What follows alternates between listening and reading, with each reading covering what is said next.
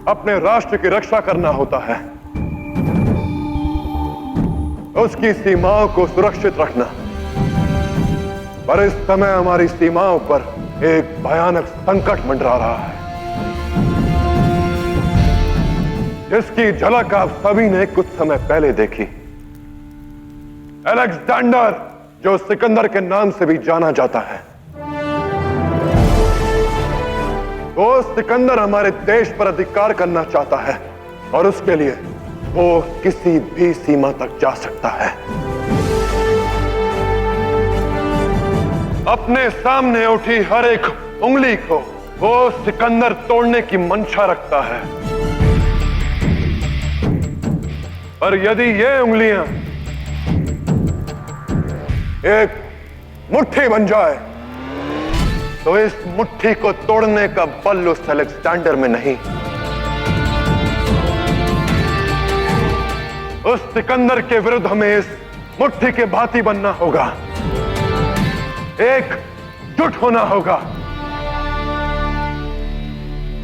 और यदि हम अपने आपसी मतभेद बुलाकर एक हो गए तो यह मेरा वचन है आप सभी से कि वो सिकंदर एक तिनका भी नहीं ले जा पाएगा यहां से।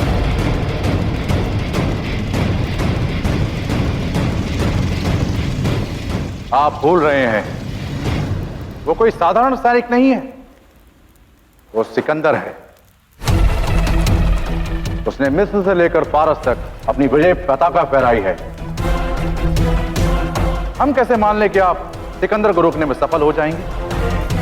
हम क्यों एक अनुभवीहीन राजा का विश्वास करें? हम कैसे साथ दे उसका जिसकी धमनियों में भले ही राजसी रक्त है, पर मन और अभ्यास से जो एक दस्यु है।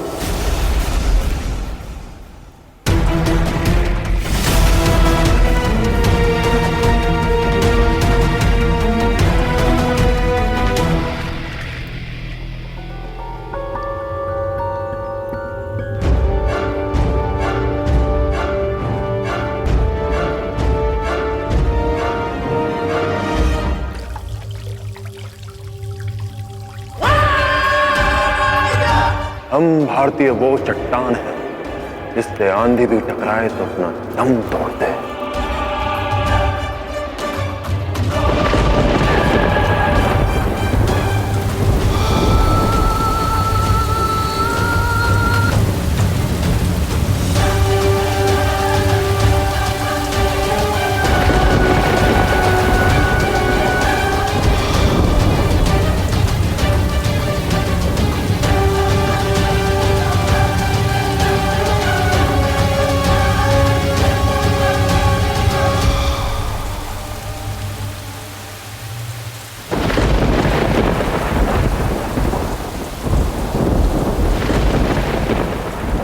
शायशिया अलेक्जेंडर के सामने कोई भी अपनी नजरें नहीं उठाता। नजरें नीची करो वरना गुस्ताखी का अंजाम ठीक नहीं होगा। नहीं हिफास्टियन, जब घोड़े की खुर में नाल ठोकी जाती है तो मेढ़ की भी पांव उठाने लगती है। इनकी इन बेखौफ आंखों में पोरस का अक्स है। इनकी ये आंखें भी झुकेंगी जब ये अपने शाह को मेरे हाथों कत्ल होता देखेंगे।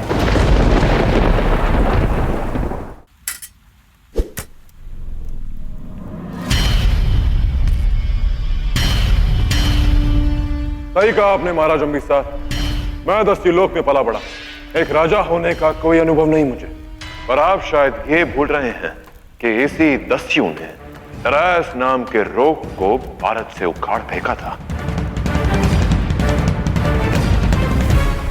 और फारस जाकर उस अलेक्जेंडर की गर्दन पर तलवार तान के उसको चेतावनी दी थी।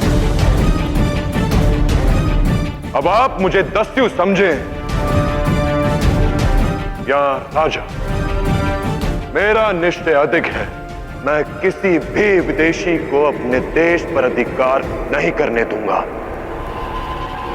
फिर चाहे उसके लिए आप मेरा साथ दें या ना दें।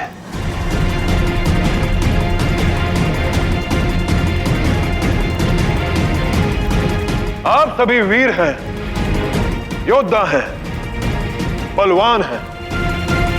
यदि आप में से किसी को भी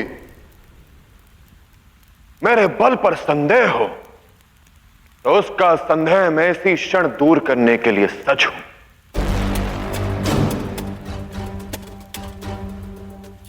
ललकारता हूं मैं आप सभी को, निकालिए अपनी तलवार और कीजिए द्वंद मुझसे। यदि आप में से कोई भी जीता तो मैं बिना प्रश्न किए उसकी बात मान लूंगा, और यदि मैं विजयी हुआ तो आपको मेरा समर्थन करना होगा।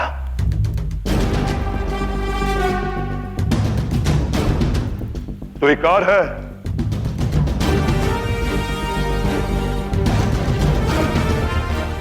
एक और बात स्पष्ट कर देता हूं,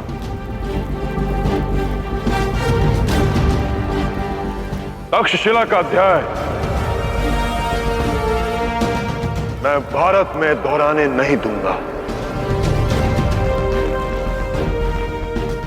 यदि मुझसे द्रोह किया तो क्षमा कर भी सकता हूं, पर यदि देशद्रोह किया तो स्वीकार नहीं होगा।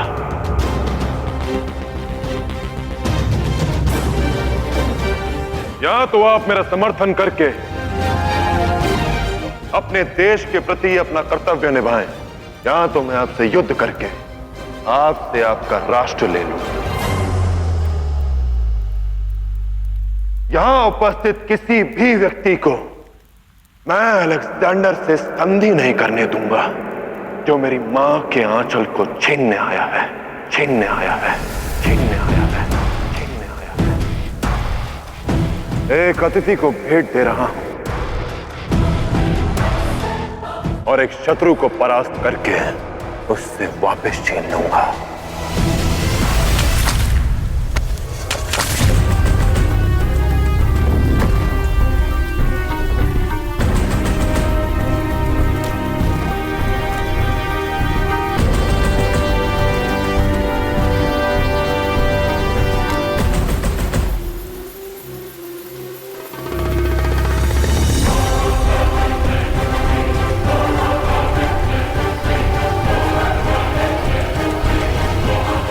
मेरी मातृभूमि पर कदम रखने का साहस भी किया तो मैं तुम्हारा भाग्य बदल दूंगा।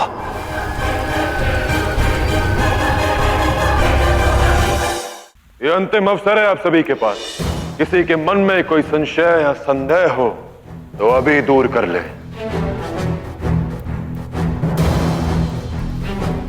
आपसी मतभेद स्वीकार है मुझे, परंतु इस बात को लेकर मनभेद कि वो अलेक्जेंडर हमारा शत्रु है, मुझे स्वीकार नहीं। आज के पश्चात हम आपस में नहीं, एकजुट होकर उस अलेक्जेंडर के विरुद्ध खड़े होंगे। तो बताइए कौन कौन है मेरे साथ?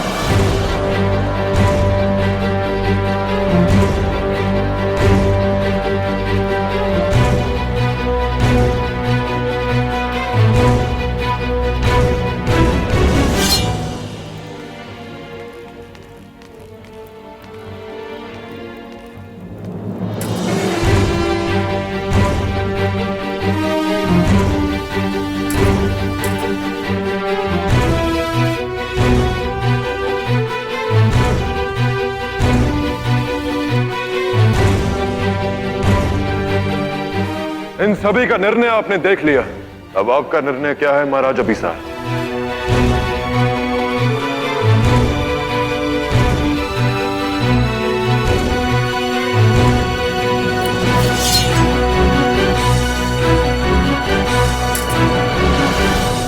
मैं आपका समर्थन करने को तैयार हूं, किंतु आप आग से खेलने जा रहे हैं। अलेक्जेंडर का सामना करना कोई बच्चों का खेल नहीं। बचपन बीते हुए तो युग बीत गया है महाराज, अब तो मातृभूमि के लिए सर काटने और कटाने का खेल खेलना। और रही बात उस आग की, तो मां झेलम के आशीर्वाद से उस सिकंदर नाम की आग को भी बुझा दूंगा मैं।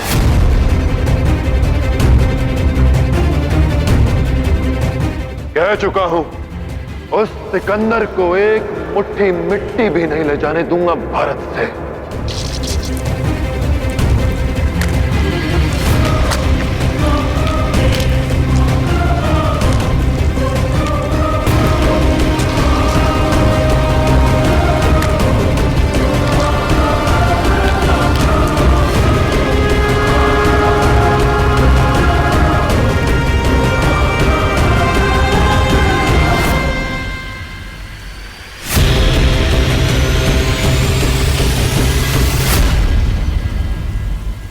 सूखी हुई बिखरी मिट्टी में यदि जल मिला दो तो वो एकजुट होकर एक आकार ले लेती है। हम सब भी उस सूखी मिट्टी की भांति हैं, जिसमें राष्ट्र प्रेम और एकता का जल मिला दो तो भारत के वास्तविक रूप का आकार ले लेगी।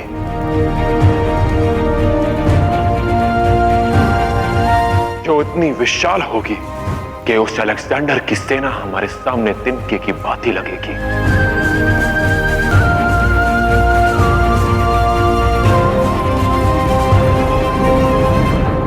मुट्ठी बनेगी तो युद्ध करने में आनंद आएगा।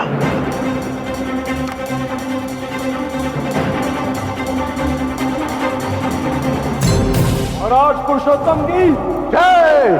महाराज पुरुषोत्तम की जय। महाराज पुरुषोत्तम की जय। महाराज पुरुषोत्तम की जय।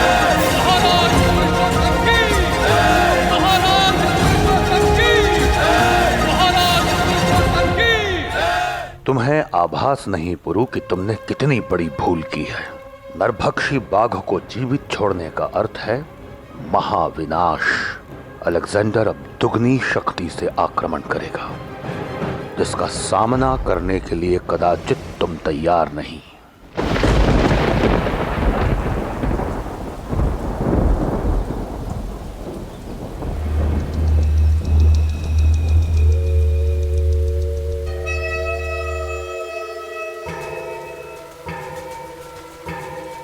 कोई भी कोशिश कर लो पोरस,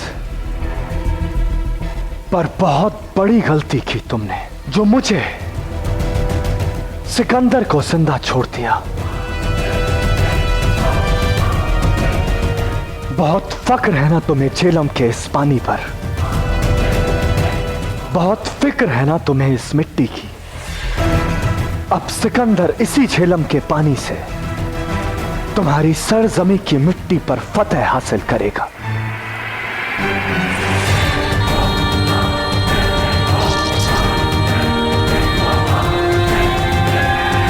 तैयार रहना पोरस, मैं फिर से आऊंगा।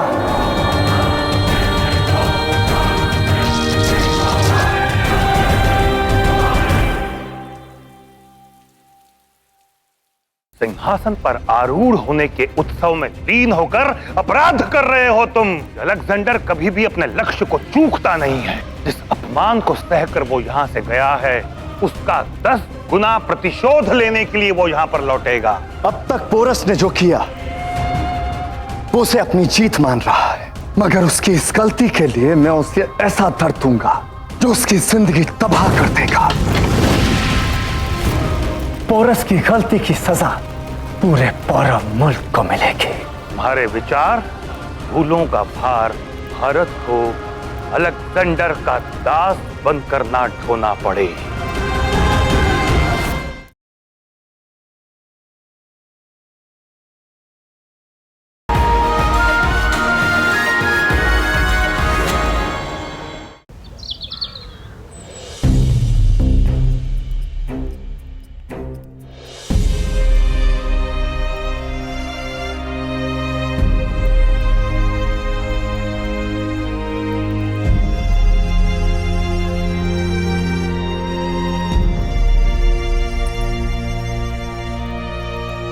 आर्य,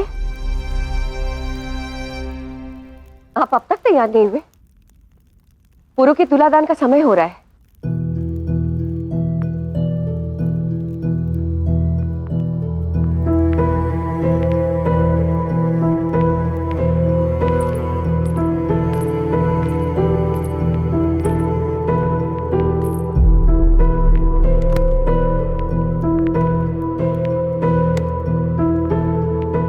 क्या बात है?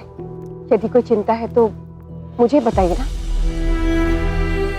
चिंता नहीं, मन का बोझ है जो हल्का करना चाहता।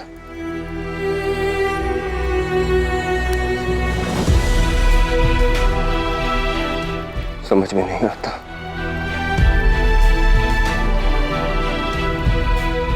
लेकिन शब्दों में तुम्हारा धन्यवाद करें।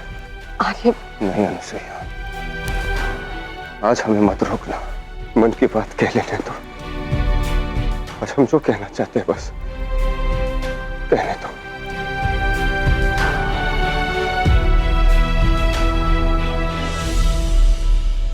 दो बार जीवन दिया तुमने हमें।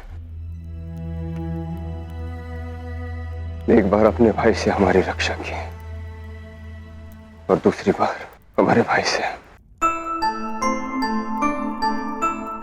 जब शिवदश्री ने हमारे प्राण लेने का प्रयास किया तो तुमने पुरु को आदेश दिया कि हमें वहां से सुरक्षित ले जाए, और स्वयं शिवदश्री का दिया अपमान भोगती रही। अपनी एक एक सांस के लिए हम तुम्हारे कृतज्ञ हैं अनुसुईया। इतनी पीड़ा, इतना तिरस्कार सहा, लज्जा आती है ये सोचकर भी कि तुम्हारे अपमान का दोषी व्यक्ति हमारा अपना भाई था। पता नहीं हम इस बात का पश्चाताप कभी कर पाएंगे भी।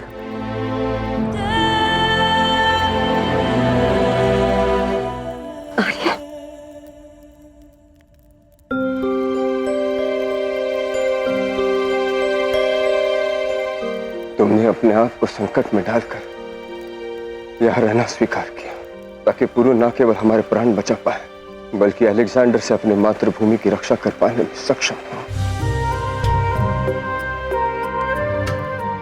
तुमने एक बार फिर से साबित कर दिया अनुसुईया कि साहस, धैर्य और निस्वार्थता में पुरुष कभी स्त्रियों का सामना कर ही नहीं सकते। तुम्हें अपनी अर्धांगिनी, अपना मित्र, अपने पुत्र की मां के रूप में प्राप्त करना हमारे लिए बहुत बड़े सौभाग्य की बात है।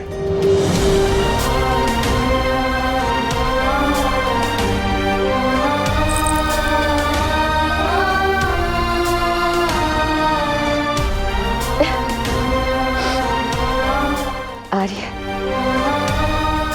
आज ऐसा प्रतीत हो रहा है जैसे जीवन की सारी प्रसन्नता मेरी चोली में आकर गिर गई है।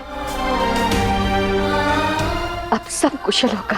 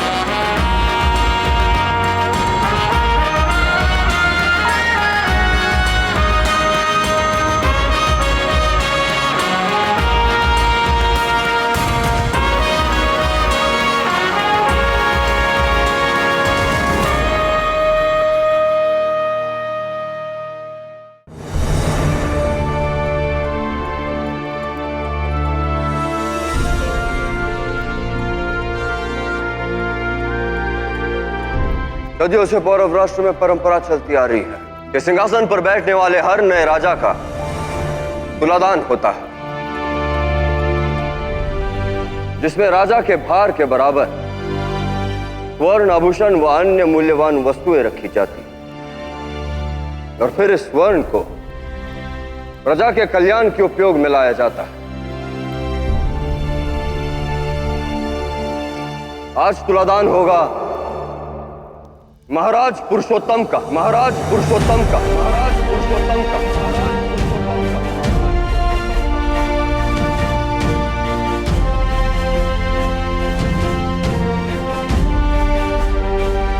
आज का दिन पूरे पौरव राष्ट्र के साथ मेरे लिए भी अत्यंत महत्वपूर्ण है।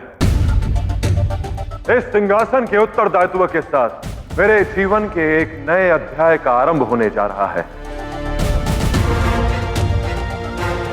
और यह विशेष है क्योंकि इस यात्रा का आरंभ मैं अपनी प्रजा को दान के साथ कर रहा हूं।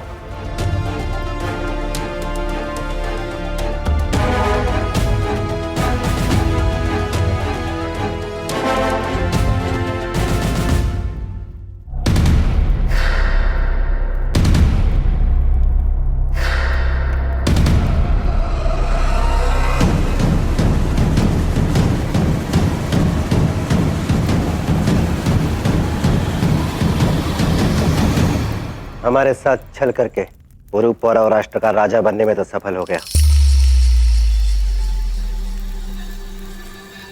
किंतु अलेक्जेंडर के हाथों से बचेगा नहीं वो।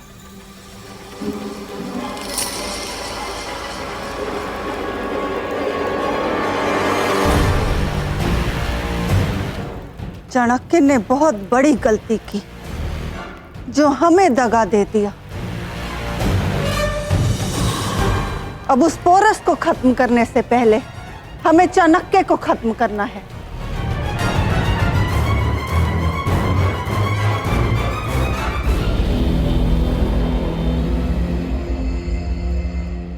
सर्वप्रथम पिता होने के नाते आप कोई आभूषण रखें फौरव नरेश।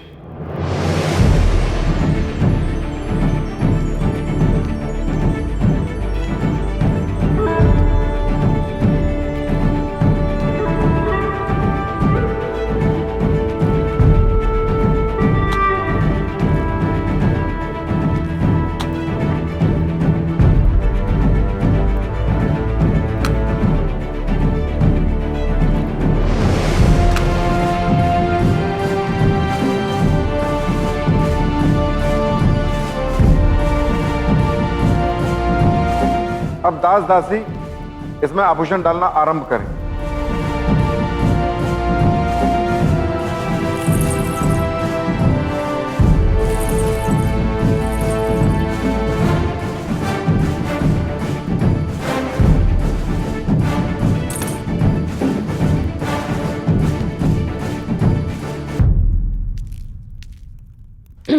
पुरु, लगता है राजमहल में भोजन करके तुम्हारा भार अधिक हो गया है।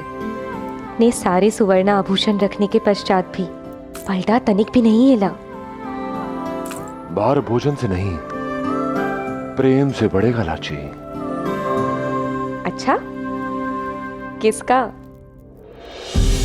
प्रतीक्षा करो, तुम स्वयं जान जाओगी।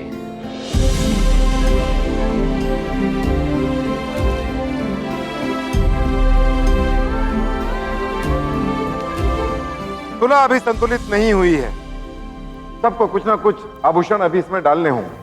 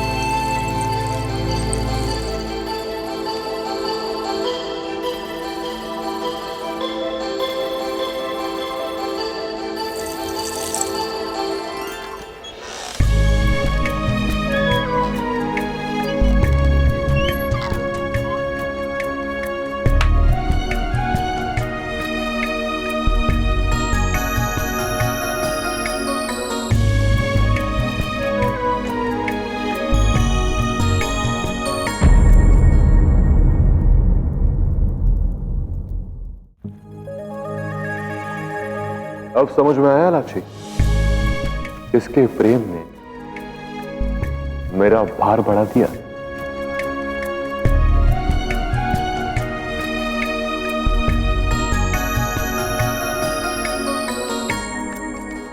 महाराज पुरुषोत्तम के तुलादान में दान किए गए समस्त आभूषण कौरव राष्ट्र और उसकी प्रजा के कल्याण के लिए उपयोग किए जाएंगे। महाराज पुरुषोत्तम की, महाराज पुरुषोत्तम की, महाराज पुरुषोत्तम की, महाराज पुरुषोत्तम की, महाराज पुरुषोत्तम की, महाराज पुरुषोत्तम की।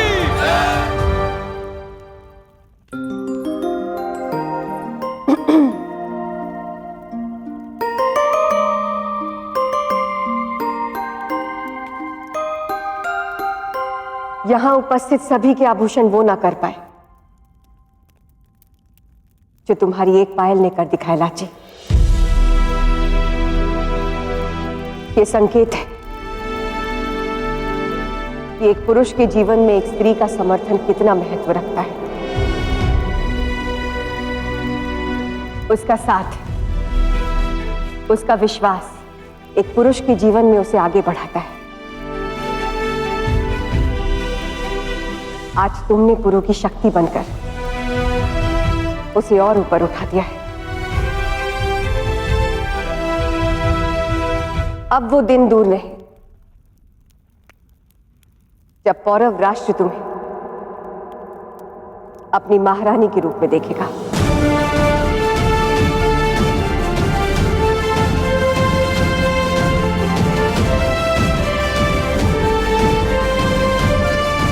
परंतु मैं तुमसे कुछ पूछना चाहती हूं।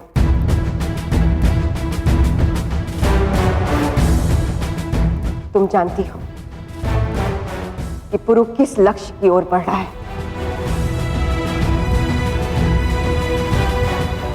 क्या ये सब जानने के पश्चात भी तुम बलिदान देने के लिए तत्पर हो? जानती हूँ, एक रानी के लिए अपने पति से पहले राष्ट्र आता है।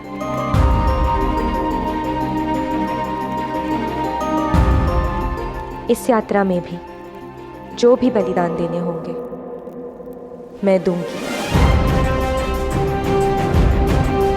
और अलेक्जेंडर के साथ इस युद्ध में भी मैं पुरु के साथ हर कदम पर उसका संबल बनकर खड़ी रहूंगी। अब एक बाण से दो लक्ष्य साधे जाएंगे। चाणक्य का खात्मा तो होगा ही, इस प्रहार से पुरु भी टूट जाएगा।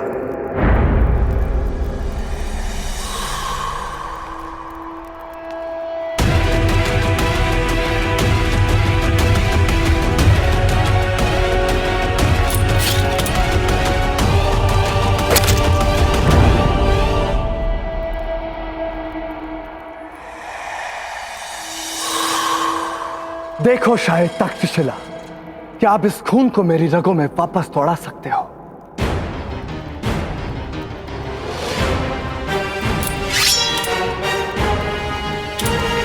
तलवार उठाइए मुझ पर और बताइए, क्या अपने इस वार से आप तक्षशिला फिर से पा सकते हैं? नहीं ना, आप ऐसा नहीं कर सकते, क्योंकि ऐसा करना नामुमकिन है। ठीक उसी तरह जिस तरह अलेक्जेंडर को हराना नामुमकिन है। अब तक पोरस ने जो किया वो उसे अपनी जीत मान रहा है, मगर उसकी इस गलती के लिए मैं उसे ऐसा दर्द दूंगा जो उसकी जिंदगी तबाह कर देगा। उसने अपनी आवाम के सामने मुझे ललकारा, मुझे बेइज्जत किया।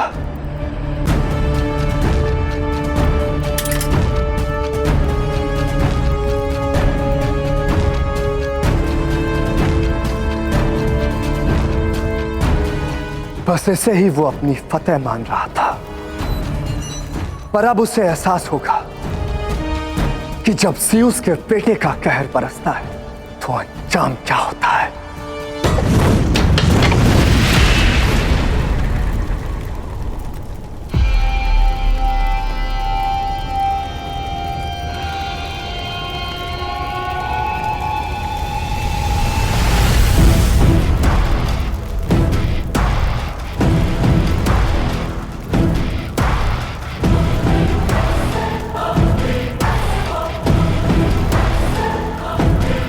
बड़ा फक्र है ना पोरस चेलम के पानी पे।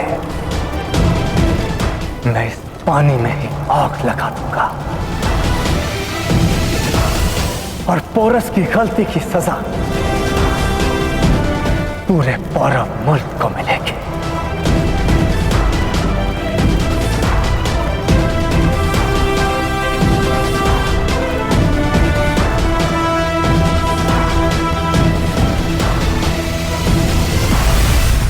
ओम त्र्यंबकम यजामहे सुगंधिम पुष्टिवर्धनम उर्वारुकमिव बंधनात् मृत्योर्मुक्षीयमामृतात्। ओम स्वाहा।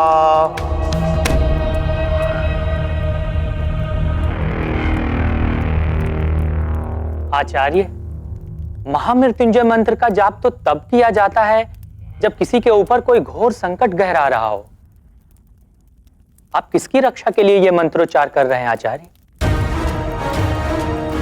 पौरव राष्ट्र की रक्षा के लिए, संपूर्ण भारत की सुरक्षा के लिए, जिस पर सिकंदर नामक संकट मंडरा रहा है। भारत के पश्चिमी द्वार पर मृत्यु खड़ी है भानु। गुरु की एक भूल शूल बनकर भारत के हृदय को बेंध देने वाली है।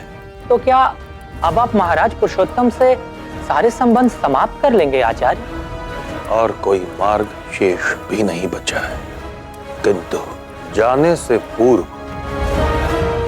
मैं अंतिम बार महाराज पुरुषोत्तम से भेंट अवश्य करूंगा। आज से राज्यसभा में सबसे पहले जनता की सुनवाई की जाएगी। कोई प्रार्थी है तो आगे आए। है।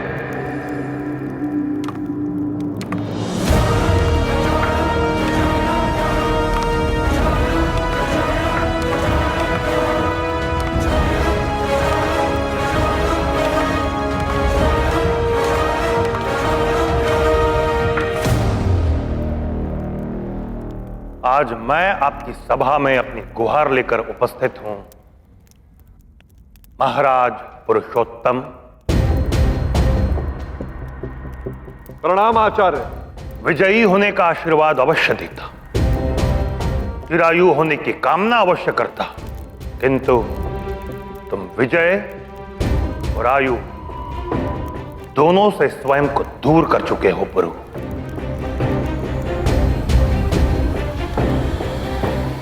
बताइए, किससे न्याय चाहिए आपको? मैं यहां न्याय मांगने नहीं, अपना निर्णय सुनाने आया हूं।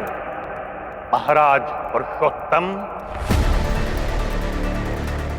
गुरु केवल अपने शिष्य का मार्गदर्शन कर सकता है, किंतु उसे उस मार्ग पर चलने के लिए बाध्य नहीं कर सकता। और स्पष्ट है, अब आपको मेरे मार्गदर्शन की आवश्यकता नहीं। पौरव राज, इसीलिए अब मेरा यहां से जाना ही उचित है।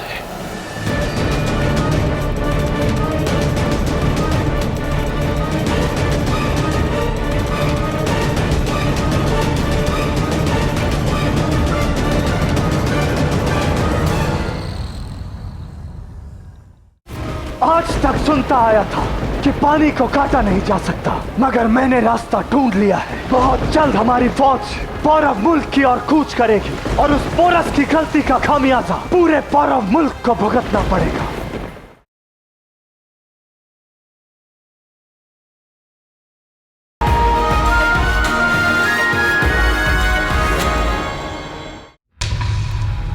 अलेक्जेंडर को समाप्त करने का अवसर गंवाकर तो तुमने भूल की ही, किंतु उसके पश्चात सिंहासन पर आरूढ़ होने के उत्सव में लीन होकर अपराध कर रहे हो तुम।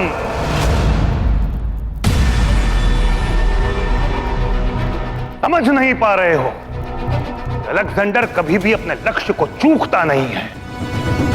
जिस अपमान को सहकर वो यहां से गया है, उसका 10 गुना प्रतिशोध लेने के लिए वो यहां पर लौटेगा। और उसने अपनी योजना पर कार्य करना भी प्रारंभ कर दिया है। और तुम यहां पर तुलादान में व्यस्त हो। तुम्हारा पतन निश्चित है गुरु।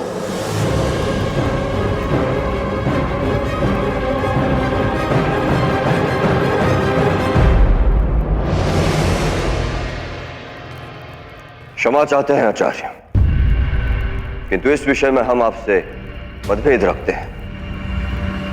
गुरु ने सिंहासन अवश्य संभाला है, किंतु वो अपने उद्देश्य भूलने वालों में से नहीं। राज सिंहासन की चमक आंखों से उद्देश्य की दृष्टि हटा देती है। और मणि, मैंने वही कहा जो अपने नेत्रों से देखा। पिछले 10 वर्षों से विश्व विजय के लिए अपने देश से निकले अलेक्जेंडर को यह भी ज्ञात नहीं है कि उसका सिंहासन कैसा है, और इसीलिए आज तक वो अविजित है। महाराज, गुरु केवल अपने शिष्य का मार्गदर्शन कर सकता है, किंतु उसे उस मार्ग पर चलने के लिए बाध्य नहीं कर सकता। और स्पष्ट है, अब आपको मेरे मार्गदर्शन की आवश्यकता नहीं। पौरवराज, इसीलिए अब मेरा यहां से जाना ही उचित है।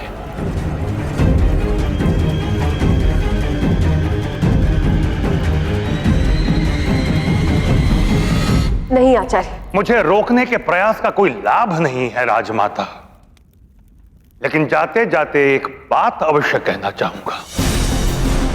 जिस राजा ने सिंहासन को अपना घर समझ लिया, उसकी प्रजा को रहने के लिए तो दूर, खड़े रहने तक के लिए स्थान प्राप्त नहीं होता।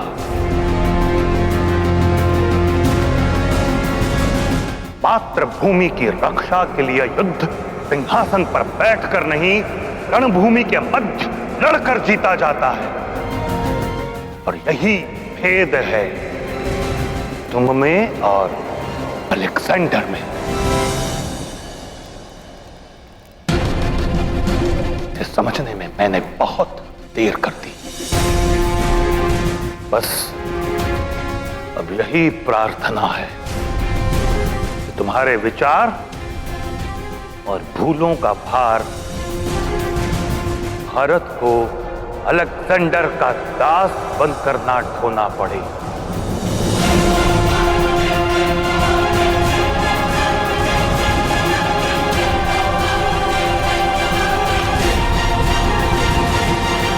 आचार्य, रुक जाइए। नहीं मां, व्यक्ति कभी कभी केवल अपने आंखों देखे पर विश्वास करता है।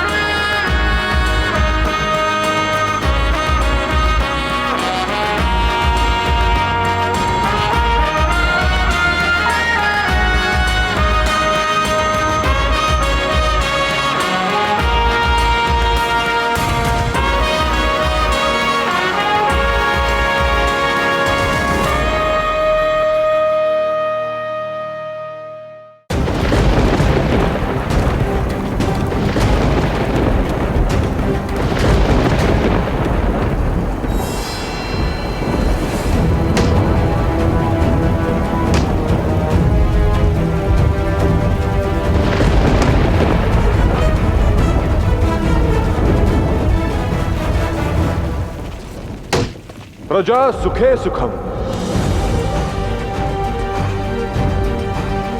राज्ञ प्रजानाम तु हिते हितम नात्म प्रियम हितम राज्ञ प्रजानाम तु प्रियम हितम।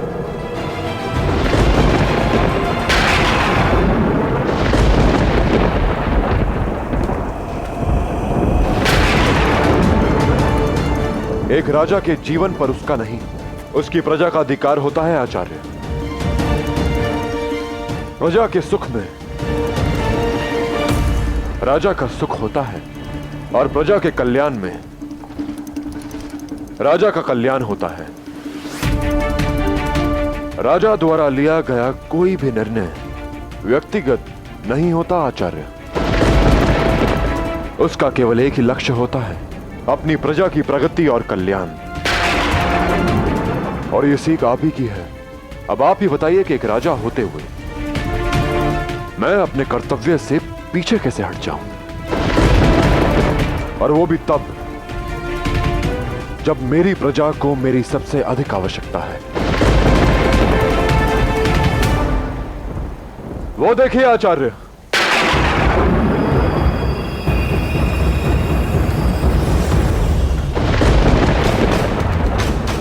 युद्ध की तैयारी केवल उस सिकंदर ने नहीं, मैंने भी प्रारंभ कर दी है।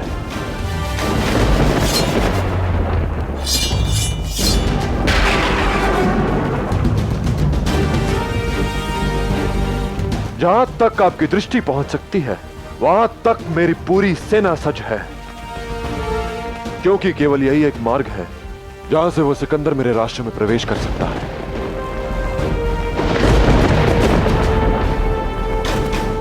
मां झेलम को साक्षी मानकर जो प्रण लिया था मैंने, उसे मैं भूला नहीं हूं आचार्य।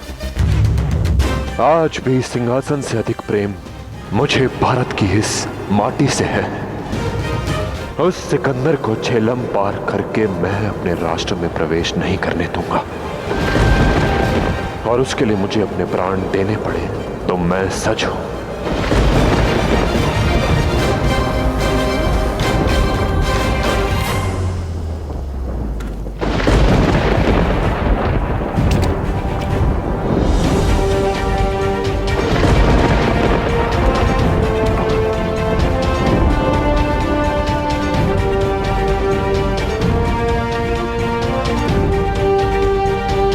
आज मैं तुमसे वो कहूंगा जो मुझसे मेरे गुरु ने कहा था।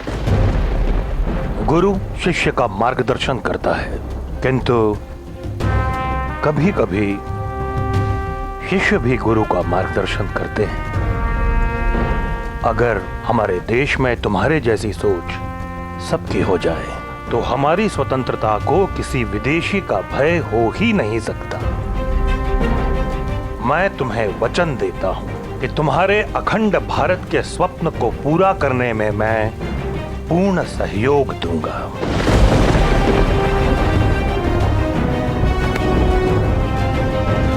मैं क्षमा प्रार्थी हूं, मैंने तुम पे संदेह किया। आचार्य के हाथ शिष्य को आशीर्वाद देने के लिए उठने चाहिए, उससे क्षमा मांगने के लिए नहीं। हमारा लक्ष्य एक है आचार्य, यदि कुछ भिन्न है तो हमारे मार्ग। पुरु आपको वचन देता है कि आपकी कूटनीति को वो राज धर्म से निभाएगा।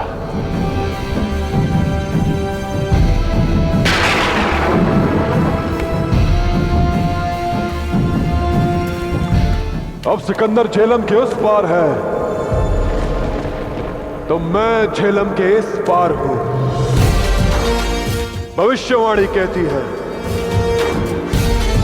कि हम दोनों एक दूसरे की नियति हैं। तो आओ अलेक्जेंडर, देखते हैं कि हम दोनों की नियति हमें कहां तक ले जाती है।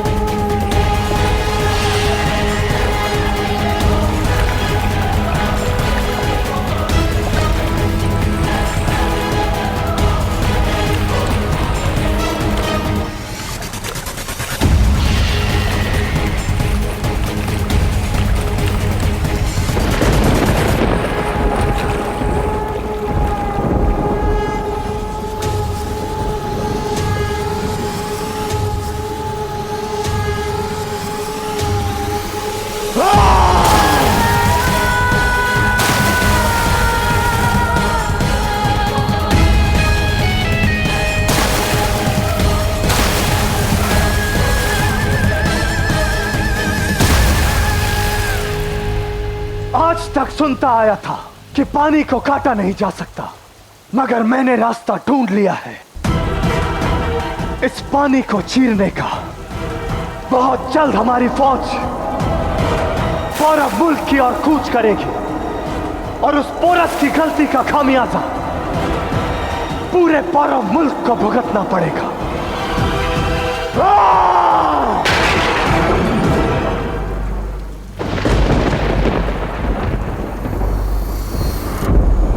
पुरु आपको वचन देता है आचार्य, उस सिकंदर को एक हाथ भूमि भी नहीं ले जाने दूंगा भारत से। जो संसार जीत कर आया उसे भारत से खाली हाथ लौटाएगा ये पुरु। वो सिकंदर है तो उसका मुकद्दर मैं बनूंगा।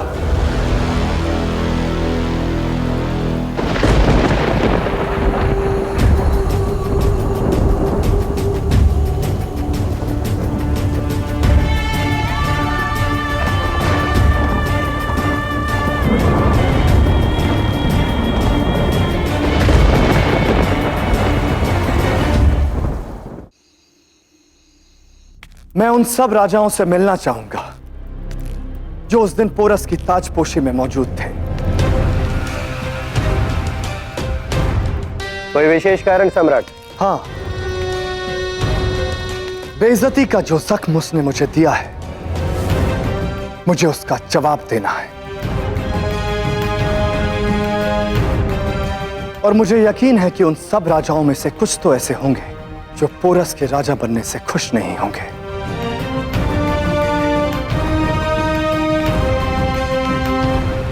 ये उचित कहा आपने। अंग, अवंती और गांधार के राजा पुरु के विरुद्ध हैं और आपके साथ संधि करना चाहते हैं। तो फिर नेक काम में देरी नहीं करनी चाहिए और दुश्मन को कुचलने से नेक और कोई काम नहीं। मैं फौरन उन राजाओं से मुलाकात करना चाहूंगा।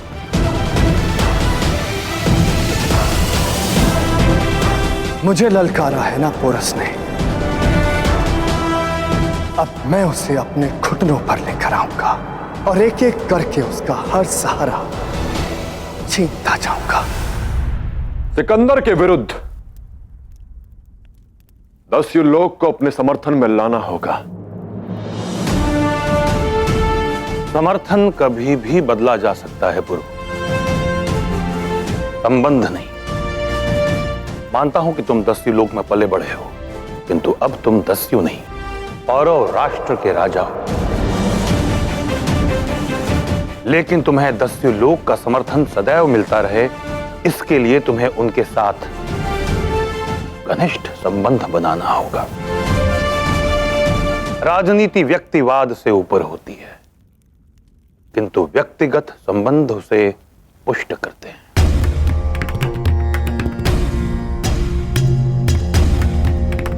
समय आ गया है पुरु कि अब तुम लाची से विवाह कर लो।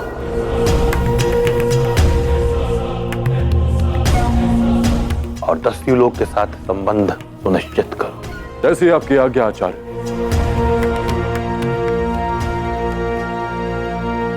शुभ कार्य में देर नहीं करनी चाहिए। कल भोर होते ही इस विषय में हम दस्युराज से बात करेंगे। हाँ, मेरी दृष्टि में भी पुरु के लिए लाची से उचित जीवन साथी और कोई नहीं हो सकती। परंतु मां, मेरी एक विनती है कि जब तक मैं लाची से बात ना कर लूं, आप दस्युराज से इस विषय में चर्चा मत कीजिएगा।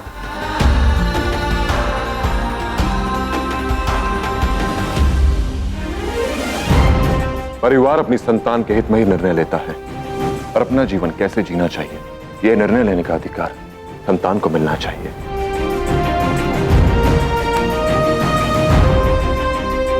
तो फिर तुम्हारे पास समय बहुत कम है, प्रशस्त हो।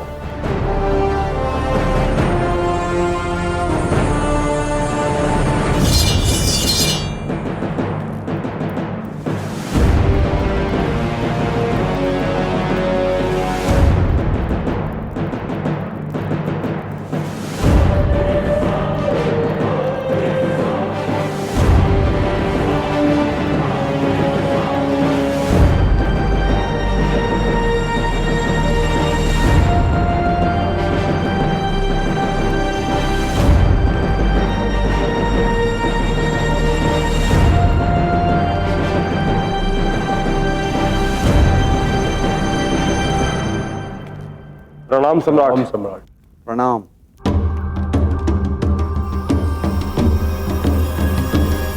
आपसे भेंट करना हमारा सम्मान है। मैंने यहां आप लोगों को मेरी तारीफ के पुलिंदे बांधने के लिए नहीं बुलाया।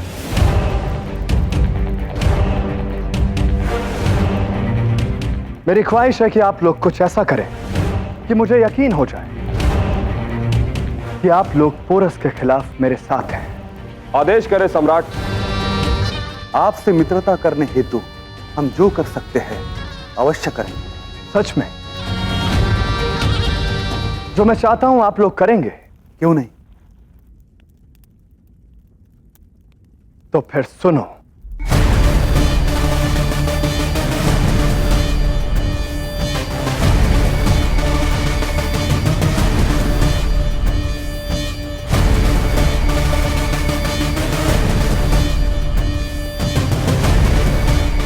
और यह काम कल की तारीख में मुकम्मल हो जाना चाहिए।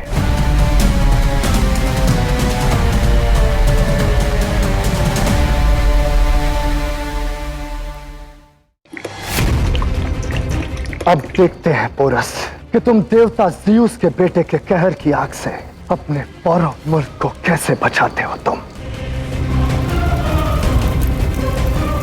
काम को अंजाम दे दिया गया हुजूर। ये अंजाम नहीं, आगाज है क्लीटस, पोरस के खात्मे का आगाज।